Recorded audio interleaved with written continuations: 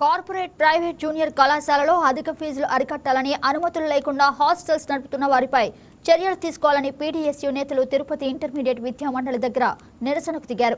Private కాలేజీలు పుస్తకాలు uniform కొనాలని బలవంతం కొనుగోలు, అలాగే హాస్టల్ ఫీజు ఎక్కువ వసూలు చేస్తున్నారని విమర్శించారు. కొంతమంది అధికారులకు కొన్ని కాలేజీలు ముడుపులు చెల్లిస్తున్నాయని, అందుకే అక్రమాలను పట్టించుకోవడం లేదని ఆరోపించారు. ఇవాళ తిరుపతి నగరంలో ఉన్నటువంటి స్థానిక ఆర్ఐఓ కార్యాలయం ముందు ధర్నా నిర్వహించడం జరిగింది. కారణం, జిల్లాలో ఉండేటువంటి ఏవైతే ప్రైవేటు కార్పొరేట్ విద్యా సంస్థలు ఉన్నాయో ఎలాంటి పర్మిషన్ లేవు, విచ్చలవిడిగా నడుపుతున్నారు. అకాడమీ స్టార్ట్ అవుతుందంటేనే ఇవాళ తల్లిదండ్రుల భయాందోళనకు గురవుతూ ఉన్నారు. ఎక్కడ లక్షల ఫీజులు వసూలు చేస్తారో, ఎక్కడ పుస్తకాల పేరుతో, టై పేరుతో, బూట్ల పేరుతో, యూనిఫామ్ పేరుతో, రవాణా పేరుతో, రకరకాల ఫీజుల పేరుతో ఇవాళ ప్రైవేటు కార్పొరేట్ విద్యా సంస్థలు విద్యార్థుల దగ్గర దోపిడీ చేస్తూ ఉంటే ఇక్కడ ప్రభుత్వ అధికారులు నిమ్మకి నీరెత్తినట్లు వ్యవహరిస్తూ ఉన్నారు.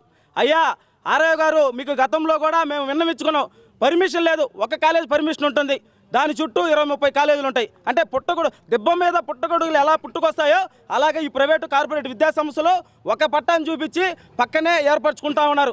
వీటి మీద మీరు ఎలాంటి చర్యలు తీసుకోవట్లేదు. అడుగుతూ ఉంటే ఏదో ఒకటి తూతు మంత్రంగా ఏదో ఒకటి సమాధానం చెప్తా ఉన్నారు. అంటే మీరు వీటికి పనిచేస్తూ ఉన్నారా? ఇవాళ ప్రభుత్వ కాలేజీల్లో మౌలిక సదుపాయాలు లేక విద్యార్థులు ఎంత ఇబ్బంది పడుతూ ఉన్నారు.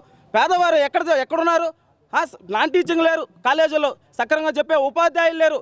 ప్రభుత్వ కాలేజీలు కనుమరుగైపోతూ ఉన్నాయి. ప్రైవేటు కార్పొరేట్ విద్యా సంస్థలు తాడి చెట్టు ఎదిగినట్టు ఎదుగుతూ ఉన్నాయి. వీటికన్నిటి మీరు కొమ్ము కాస్తూ ఉన్నారు. ఒక్కడు గుర్తు తెచ్చుకోవాలా, మీరు ప్రభుత్వ జీతంతో పనిచేస్తూ ఉన్నారు, ప్రభుత్వ జీతం తీసుకుంటూ ఉన్నారు. మీరు ఇలాగే వ్యవహరిస్తే మన ఎడ్యుకేషన్ మినిస్టర్ అయినటువంటి నారా లోకేష్ గారు కూడా, అయ్యా నారా లోకేష్ గారు, అసలు ఈ రాష్ట్రంలో ఎక్కడ విద్య ఎక్కడ పోయిందయ్యా?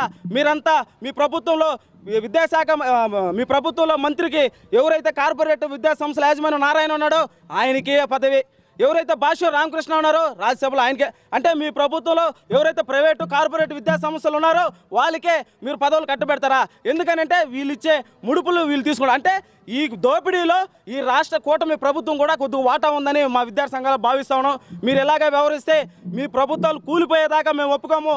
మీ యొక్క అధికారాలని కూల్చే వరకు మేము ఎక్కడికైనా పోరాడతామని చెప్పేసి ఈ ముఖం ద్వారా తెలియజేస్తా ఉన్నాను.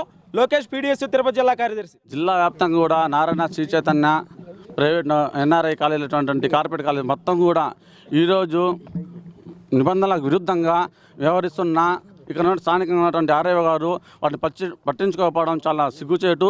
అదేవిధంగా అధిక మొత్తంలో ఫీజులు వసూలు చేస్తున్నా వాటిపైన ఎటువంటి యాక్షన్ తీసుకోవడం కూడా చాలా దారుణమైన పరిస్థితి ఈరోజు తిరుపతి జిల్లాలో నెలకొని ఉంది. కాబట్టి ఇక్కడ ఉన్నటువంటి కార్పొరేట్ కళాశాలలు ఏవైతే ఉన్నాయో వాటిపైన వెంటనే కానీ చర్యలు కానీ తీసుకోకపోతే భవిష్యత్తులో పెద్ద ఎత్తున ఆందోళన కార్యక్రమం చేపడతామని కూడా మేము పీడీఎస్ హెచ్చరిస్తున్నాము. అదేవిధంగా మీడియా మిత్రులైనటువంటి